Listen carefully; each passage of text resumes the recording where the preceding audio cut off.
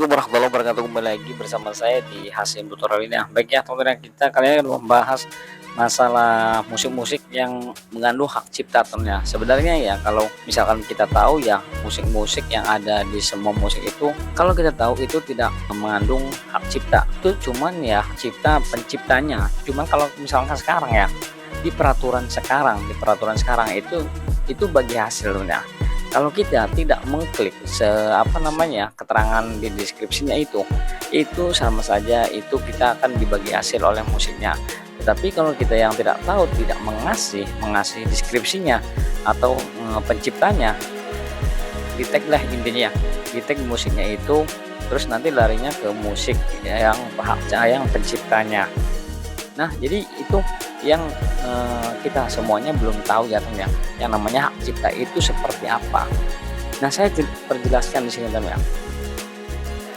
Banyak sekali ya konten kreator yang bilang, pemula ini yang khususnya buat pemula yang belum tahu, menggunakan musik-musik yang katanya mengandung hak cipta. Tetapi ya meskipun kita mau di mana, kayak mau di TikTok, kayak mau di Facebook, kayak mau di YouTube pun itu sama saja ternyata, sama saja kalau kita itu kalau kita tahu itu tidak mengandung hak cipta.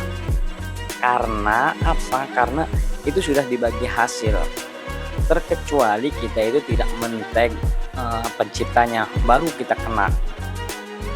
Nah, kalau kita yang men-tag itu tidak akan pernah kena hak cipta. Karena kenapa? Karena ya musik itu kita sudah nge-tag pihak YouTube pihak YouTube itu akan membagikan hasil dari hasil kita memperoleh view tersebut, penghasilan. Ini mah kalau yang sudah dimonet ya. Kalau yang belum dimonetisasi, kayak kemungkinan ya lebih besarnya, kemungkinan besarnya itu ya kena, karena ya belum dapat penghasilan. Karena yang disebutnya itu ya dapat royalti. Kalau kita tidak tahu pasti ya was-was, musik apa sih yang bisa ini. Malah kalau yang tahu mau nyari tahu musik yang lagi viral itu musik apa. Ya contohnya sekarang itu ya ada di kasus Vina itu ya, yang nyanyi siapa tuh, Dimana Letak Hatimu Yang Dulu. Nah itu kan lagi viral ternyata, itu kan lagi viral lagu itu, karena ya masuk dari kategori kasusnya Vina dan Eki itu. Jadi sekarang itu yang viral itu musiknya. Jadi kalian harus dipahami mana yang mengandung hak cipta, mana yang enggak.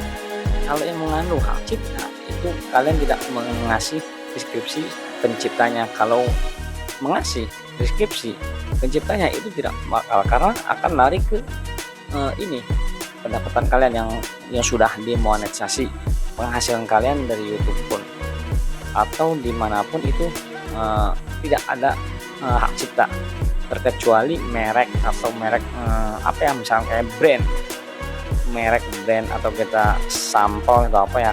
Nah itu baru, karena itu ya milik pribadi. Kalau musik itu kan semuanya musik itu ya, kalau kita pakai musik siapapun ya, nyanyi pun kita harus bayar royalti.